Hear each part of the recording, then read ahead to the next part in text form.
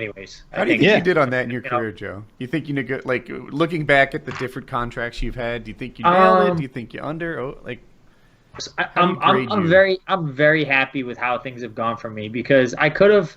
So my last contract negotiation, I signed an 8-fight deal. That was 5 fights ago now, so I have 3 more. But I told them I think I was at like 32 and 32, so I got 30,000 a show with 30,000 more when I win.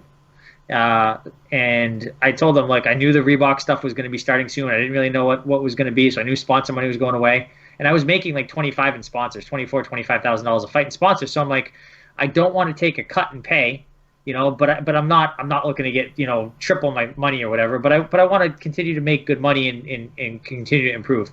And I'm like, they're like, well, we offer you 32 and 32, Joe Silva, the matchmaker. And he tells me that, but you should talk to Dana, and Dana will give you a better number. So I flew to Vegas, freaking 6-hour flight to Vegas, sat down with Dana. He's like, what do you want to get paid? Tell me what you want to get paid, I'll pay you. And I'm like, well, I wanna continue being useful to you guys, but you guys can put me you want. And he's like, all right. He's like, let's start at 50. So I went from 32 to 50, from not asking for more money, but just letting them put a number on it. Yeah, that's immediately that was my number too. I was like, 50's your number, man. 50's your number. And then I've won a couple fights since then. So now so my last fight I was at 58 and 58.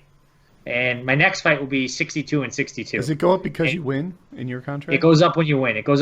Yeah. So that was one of the things I was so pissed about the Miller fight because I was at the second Jim Miller fight. I was at 58 and 58, and I should have been 62 for my next one. So right away I lose close to $58,000 because I didn't win.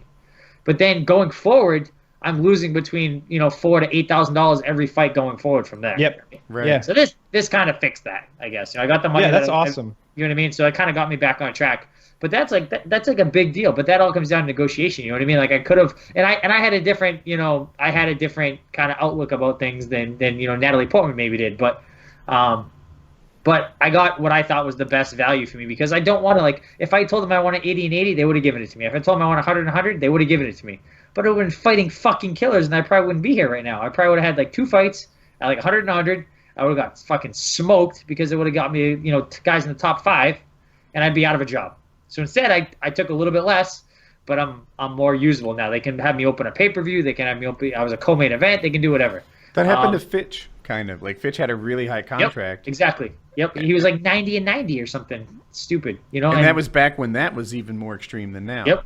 Yeah. Yep. So right now I'll be 62 and 62 going forward, and then I'm at the top tier for Reebok, so I get 20 grand there.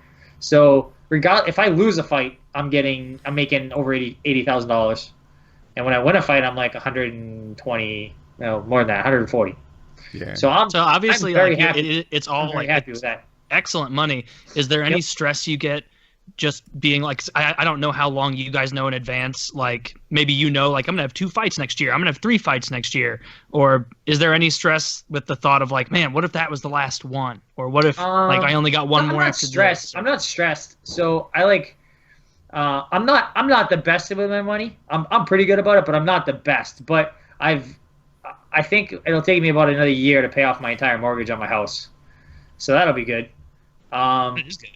And then we're kind of looking at buying a new house. So that'll obviously I'll have a mortgage there, but I have a lot of equity in my house already, and I'll have a ton by the time we actually decide to move. So I'm in an okay spot. I'm not worried about it. Even if I fight twice a year, if I'm making $80,000 each time, I'm making $160,000 to lose and go 0-2. That's pretty fucking good. Yeah. That Reebok thing, I think you're in that perfect little sweet spot where the Reebok thing actually was nice. I think that there's guys below your level and above your level who wouldn't feel the same way. Yep.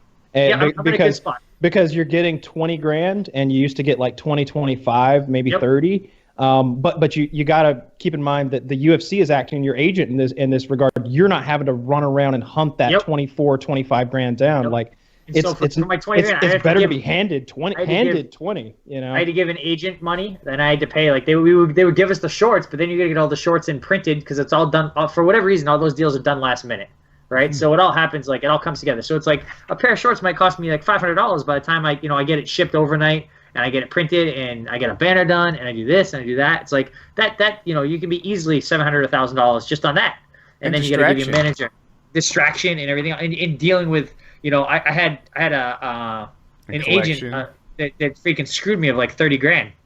So I don't have to deal with that. You know, I'm not worried about that. I know the check is going to come from Reebok. I'm not worried about it. So it's for the peace of mind of having to deal with it, 100 times better. And I'm not chasing after all these sponsors fight week or having someone else chase sponsors on fight week. Oh, can you wear this hat? Or can you tweet this picture? Can you do this? Like, I don't have to worry about it. I just show up and I fight and do my thing. You feel pressured to do? I'm going to screw this up. What is it like? MMAA or that thing that just came out? The union. I don't think any of those make sense. What is that? So basically, there's like 3 different organizations that are all trying to unionize the fighters, right? But because there's 3 organizations, they're all going to ensure that everyone else fails, right? Because this one takes a third, this one's take a third, this one takes a third. You never have everyone all together. If there was one union, then maybe it could work a little bit, but it's not going to work because everyone wants everything. Things that I want are different than what Joe Proctor wants. It's different than what Marcin Held wants. It's different than what Conor McGregor wants or Ronda Rousey or all these different other people. Everybody has different costs and needs. There 100%. Might be a guy who wants more travel money, who wants help with that. Like if you're flying from fucking Iceland with your team to Vegas, you're like, I like the sponsors, but if you could help me get my team to the fight, you know. Like, I don't know what the numbers are, but let's say that the UFC pays $100 million across all the fighters. I have no idea. I'm making up a number, but $100 million across all the fighters for the year, right? Well, if everyone wants more money, there's not $150 million or $200 million magically. You know what I mean? Like the UFC is going to have, they're making, you know, whatever the percentage is. Maybe the UFC is making a large percentage and the fighters are getting less. But the UFC is making a large percentage, but they're spending a lot of money on production. And they're spending a lot of money on this and a lot of money on that. And, you know, it doesn't just magically appear out of nowhere. You know, so things are going to get cut. You know, like the UFC cut so many, they cut like their entire international operations team. Like, all right, we don't need you guys anymore. A lot of employees. You guys are all gone. You know, like, and it sucks because all those people were really good people. You know, they did a great job. It's just that Goldberg's gone, I think, because his number wasn't right.